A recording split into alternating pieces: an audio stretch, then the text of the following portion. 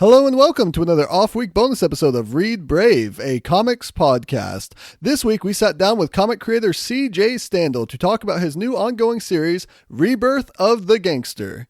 Saying we sat down with him might be a little misleading because this was our first time trying to record something over the internet. So have a little grace for us if the sound quality isn't quite up to our usual standards. Until next week, when we're back with another full episode, remember to check out our Instagram at ReadBraveComics and our website, readbrave.com.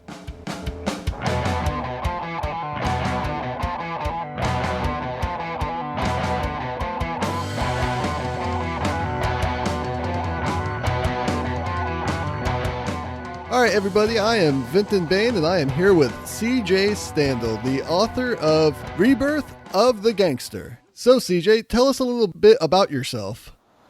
So CJ Standal is actually a pseudonym of mine. I actually also am a high school English teacher. Okay. And since Rebirth of the Gangster is kind of designed with a little more of an adult audience in mind, there's some explicit language. For instance, I kind of decided to keep both my comic writing persona separate from my teaching persona. All right, I get that. Yeah, so that's kind of me juggling two jobs. Next year, actually, as a teacher, I'm going to start teaching a graphic novel course, so I think this is perfect that this past year I've been creating a comic so that I actually know what to tell kids as I'm helping them create their own comics and study other people's comics. So yeah, that's super exciting. So even though I'm doing two different things, I think they do overlap, which is really, really exciting. And just, I mean, when you discuss, I've been in it 6 years, when you discuss books and comics and all that stuff with kids, I also think it helps me become a better storyteller because I see what they connect to, what they don't, all that stuff. So I can see there might be some people who say doing both those things at once might like harm both, but I think they're actually feeding into each other, which is super cool. Sure, yeah. Yeah, and so that's kind of my background right now as far as comics. I've loved comics since I got a big box of 30 X-Men comics as a present from my parents in like third grade for Christmas. That's a great place to start. It was a great place to start, and it just sent me on a huge obsession track that I think if my parents knew something different, if they knew what was going to happen, they probably would have given me something different. So I mentioned X-Men. I love superhero comics, but kind of, I guess, as I got into high school and college, my interest started to expand into different genres, different regions even outside of American comics and all that stuff, and I think I got some of the big stuff that hooked me is like Ed Brubaker and Sean Phillips' work with like Criminal, Fatal, that stuff, 100 Bullets, and I just really, really loved those comics. And this is kind of my attempt. Rebirth of the Gangster is my attempt at creating kind of an homage to those comics, but making it something new. And it's also kind of influenced by like Othello, Breaking Bad, The Wire. Again, there's got to be some English teachery thing in there with Othello dropped in, but sure. Kind of the last 10 years I've just spent like devouring noir crime thriller content, and this comic Rebirth of the Gangster is kind of me filtering out all the stuff that I didn't like or I didn't think fit with the story, but keeping all the great stuff that I found there and hopefully adding some even new stuff too. Yeah, that genre fits perfectly with my co-host's favorite stuff. He loves Brubaker. It's his like favorite author. Yeah, and the interesting thing, I love Brubaker too, and it's just he's been producing such like top-notch stellar work for so long. I think people sometimes forget about him just because he and Phillips are both, again, just doing everything so well that it's sometimes I think we can become numb to how good they are. Yeah, exactly. So what inspired this specific title? Did you have certain things in your life that just kind of brought you to this story? Yeah, so I think there are a couple things that inspired the title and the story itself.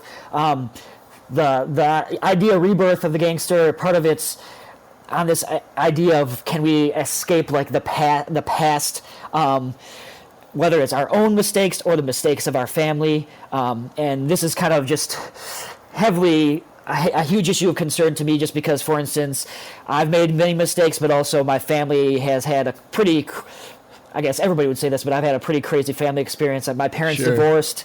My step-parents divorced each other and then remarried my parents, so my stepmom and stepdad used to be married to each other. So there's a lot of like drama and negativity growing up, and I guess philosophically I always wondered, like, will I be able to kind of shake this off and become the type of person I want to be, create the type of family I want to create, that type of stuff. So I guess that's one of the aspects. There are also just this, partly with teaching, but partly just as being like a politically aware person. All these issues of race, class, sexism that keep cropping up in the last 5 to 10 years, those kind of are also being filtered into this comic and into just the story itself. I guess the last thing is Rebirth of the Gangster is a partial allusion to Outkast's song Return of the Gangster, which I love hip hop and just especially that early Outkast, that song too, and so I think there are a lot of different influences, but hopefully I'm taking it all and making it my own. Yeah, that's a great way to create the title. Yeah, I actually had a different title called like A Family Affair that also would have got some of the themes, but it didn't seem to grab people as much, so I kind of that was what, actually, when I was submitting to publishers, they suggested that instead of Rebirth of the Gangster, because they thought that might alienate people, but it seemed like their suggestion actually was alienating more people than than the one I created. So I went back to Rebirth of the Gangster. Yeah, I love the title. Oh, yeah, thank you. Yeah, it's hopefully, again, eye-catching, and if you Google Rebirth of the Gangster, there's really not anything else out there like that. My stuff should be... Yeah, that's what you want, too, and that's hard to do. It is very hard to do. Yep, very hard. I didn't even necessarily do it with that intent in mind. That was just a lucky surprise. So was there something about the comic medium that you thought would work with this story really well, or was it just your love for comics that made you want to tell this story as a comic? I think it's a little bit of both. When I actually started writing down the ideas for this piece, it was actually 7 years ago. I wrote a poem that has been loosely adapted to be the content of the text of the first page in this comic. But I wrote that poem, and it was supposed to be like the preface to this huge novel. And kind of the more I thought about this piece, the more I realized that I kind of wanted to be able to jump around in time and really get a wide scope and sense of a bunch of characters. So even though the first issue focuses on Marcus, the second's going to focus on Hunter, who we saw at the end of the first issue in the robbery. And so I think it allows the ability to jump through time and to juggle a bigger cast of characters and get insight into all these characters than just a first-person novel or something like that.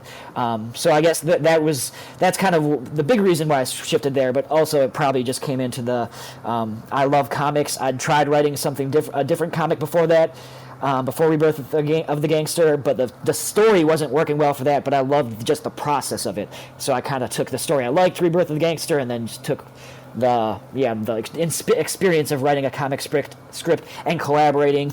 That's another really, really cool part of this.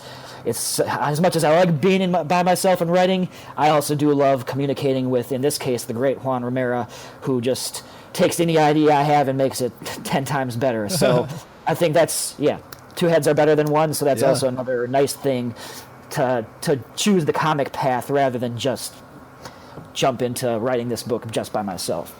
Yeah, let's talk a little bit about your artist there. Juan Romero does some great art for this book. I think that it fits what you're writing so well. Yep, even the black and white. I know I heard you say something. It's kind of a mix between you didn't have enough money at first, but then you kind of felt like it was fitting the genre really well, and I couldn't agree more. It fits your genre perfectly. Yeah, so this must be from the This Freaking Show podcast you were mentioning that. That, just to repeat that idea in case your listeners haven't heard that. My original intent was to just start with black and white because of a money issue, and then the ultimate goal, hopefully, is, as I was saying, when they're released in graphic novel form, collection form, is to color the present days and keep the flashbacks black and white. That's still kind of the tentative plan, but I get a lot of people with your reactions, so I'm kind of skewing a little bit more towards just leaving it all black and white because I completely agree. I think it fits the tone of the comic, the themes, just everything, the plot, and I couldn't be happier with the way the art's been turning out. Yeah, and so why don't you just tell our listeners how you actually met up with this artist and got him onto the project? Yeah, so I actually... I went to this website, and I'm just quickly looking it up. I've got it bookmarked now. It was ZWOL, ZWOL, .com or .org, something like that. But essentially, it's just a website where writers looking for artists post their contact information and what they're looking for. Artists looking for writers, letters looking for any work, colorists looking for work too. And so I went on that website, and kind of took me probably about like a month and a half to actually land on Juan as the best artist for this piece, for this book.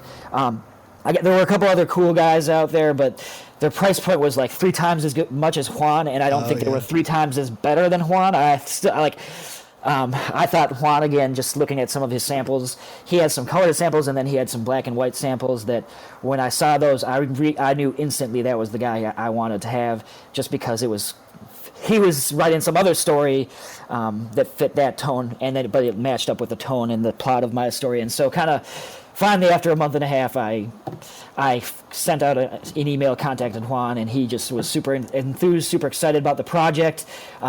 Took probably about like another month after that for us to like kind of actually start officially the first issue, because we had to like throw some character sketches around and all that stuff. But yeah, it was a little bit of a longer process, but completely worth it. Yeah, and he really does fit your story really well, like I said before. So I think you did a great job picking it up. What a great resource that you had to use, too. That's so awesome to know that there's something like that out there. Yeah, it's super awesome. I mean, even stuff like this podcast, I think, is just one example of just the connective power of just the internet with helping get the word out for people's creative work, but also to help people collaborate and come together. I mean, I live in Wisconsin. Juan lives in Argentina. There's no other way we would have ever connected without something like this. So I'm very fortunate to, I guess, have been born when I've been born. Right. And what a time to be alive. Yes, exactly. And I know there are some drawbacks to technology too. I'm not pretending that, but I just want to concentrate again on the pros, because without technology, this comic wouldn't exist, really. Yeah. So you started this project through Kickstarter, is that right? So actually, I funded the first issue myself, just because I wanted to get it out there, and then so that when I did the Kickstarter for the second issue, which is what I did, people could actually go back and read that first issue, buy it, and see if they really wanted to support it. That's a great idea. Yeah. Yeah, I guess I didn't want to just be like, hey, I've got this great idea for a comic. You can't see it, but please support me.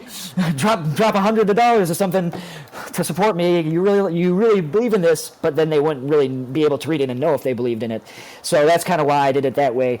And so I think kind of in general that might be a kind of a funding plan I'm going to be doing, where I'm not doing every issue Kickstarter, but I'll fund some issues myself because I'm a self-publisher. But then I do think every now and then I'll have to run a Kickstarter at the very least for the collected graphic novel printed edition for the first story arc, Meet the Family.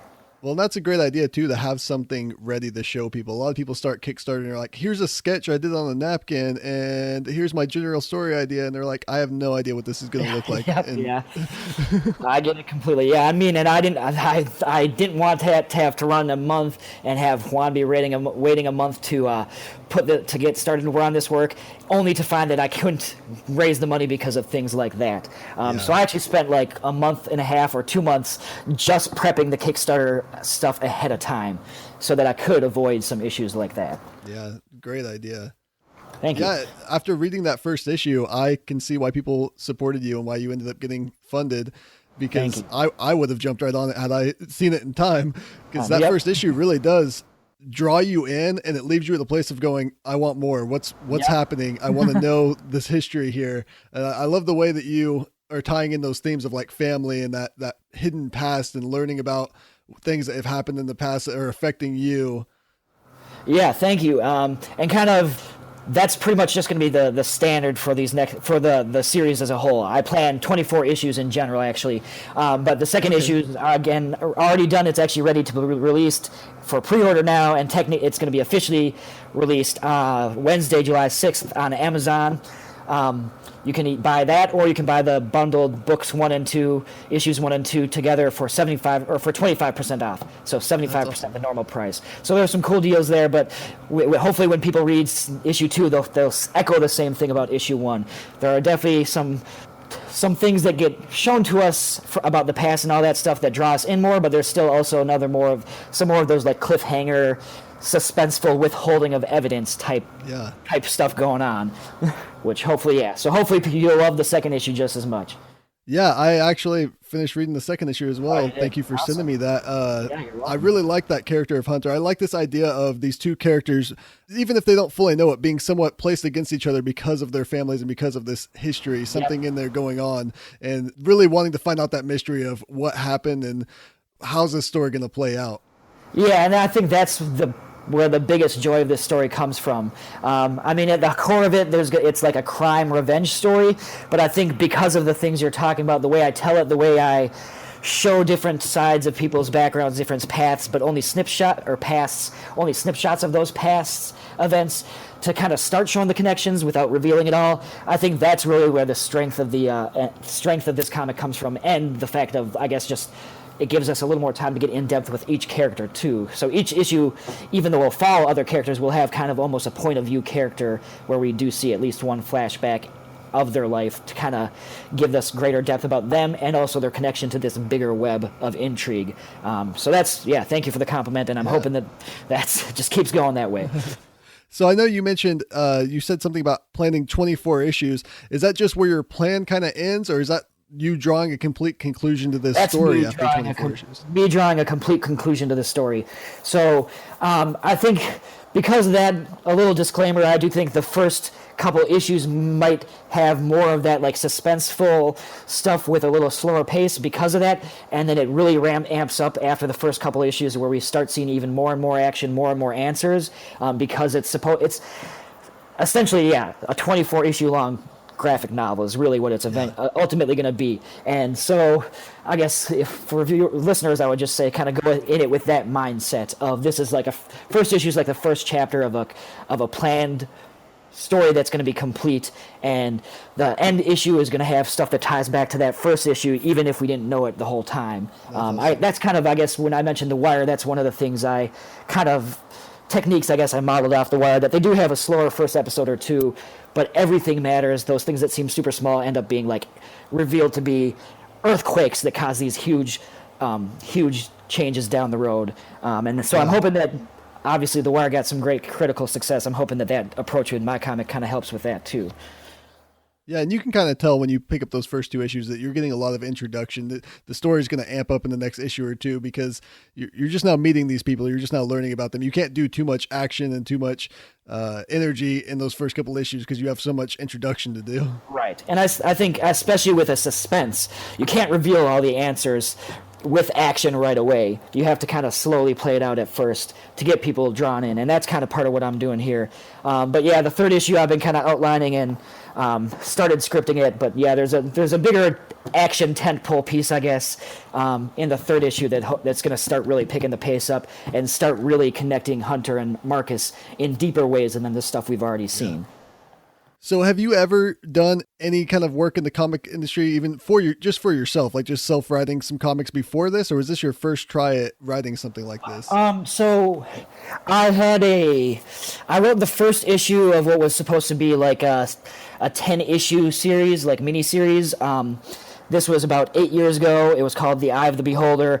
And I think it played with a lot of the same themes that actually that are part of Rebirth of the Gangster. This idea of like, can you repair broken relationships? Can you escape the past, or do you want denying the past completely? Is that something you want to do, or do you have to accept it and move on, or something like that? So it had a lot of those same ideas, but it didn't have a very strong. To be honest, it didn't have a very strong plot.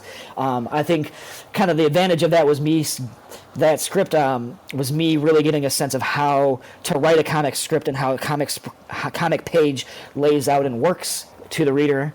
And so I have done a little bit, but it's nowhere online. The one actually place people could have found that is that it was one of the rewards for the Kickstarter program.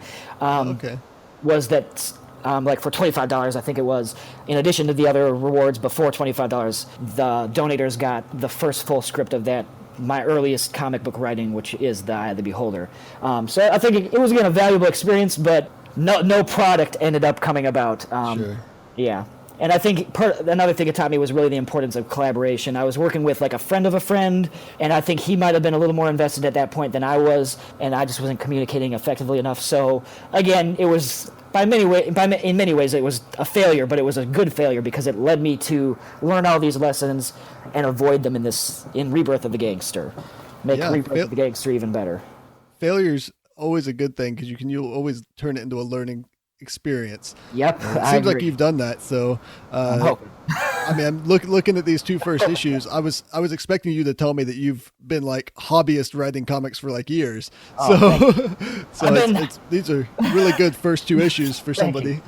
I've been hobbyist reading comics for decades, so that probably has a part of it. And then also just, I mean, not that teaching and looking at students writing and like helping them write better prose narratives completely connects to comics, but I have throughout the 6 years been able to read like hundreds if not thousands of student writing and see what worked in theirs writing, what didn't, how did they structure it, how did they do all this stuff, and how can I learn those lessons and apply them slightly differently to the comic books. And I think that type of experience, even though I haven't written as much, but that other type of learning experience and feedback, really giving people feedback, trying to help them overcome problems, giving them specific solutions.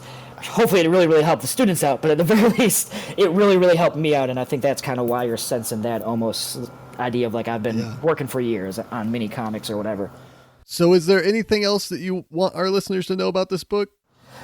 Just again, a reminder that Wednesday, July 6th, you can get it up for the second issue or the first issue for $1.99 a piece on Amazon, or you can just go the route of buying books 1 and 2, the first 2 issues together for $2.99, so that's 75% of the original price.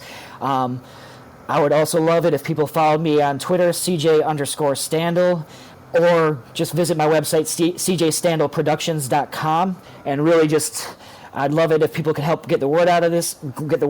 It's my first self-published comic. I think there's a lot of potential, but as we all know, there are a lot of voices out there that even the best voices sometimes have a hard time standing out from the crowd. So I really would just appreciate people, even if you're not going to buy it, spreading the word maybe to some other people that would be interested in this, just, again, mashup of 100 Bullets, Criminal, Breaking Bad, The Wire, Othello, and kind of with some other more societal, like, issues of classism, racism, all that stuff that actually is even more relevant because of the upcoming presidential election.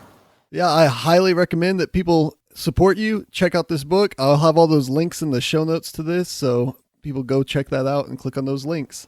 Perfect. Thank you again for having me on and for making time over this 4th of July weekend to record this. I really, really appreciate it.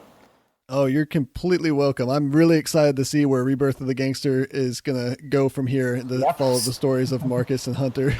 So am I. Even though I've got it outlined, things get tweaked, and so it's always kind of cool to see where and why those new things happen and how they change the bigger story too. So yeah, I'm excited. If you'd be interested, I'd love to come back on after the 3rd issue's done for another kind of little conversation and promotion. Yeah, I'd love to have you on to talk about more issues, and even if we can think of some segments for you to come on and just talk about comics, share what you're teaching some students maybe, or some of the different segments we do. Like we have one called People's History of Comics where we just talk about your personal history with comics. Maybe we'll have you on one of those soon. Oh, I can definitely do that. I'd love doing that. Just make sure you block out an hour block for that. Right. But yeah, anytime, whether you want to talk about Rebirth of the Gangster or comics in general, or just, any of those things like you mentioned about even like teaching comics, I'd love to come back on. That'd be awesome. All right. Again, that's Rebirth of the Gangster. Go get it on Amazon. Perfect. Thank you again. Thank you.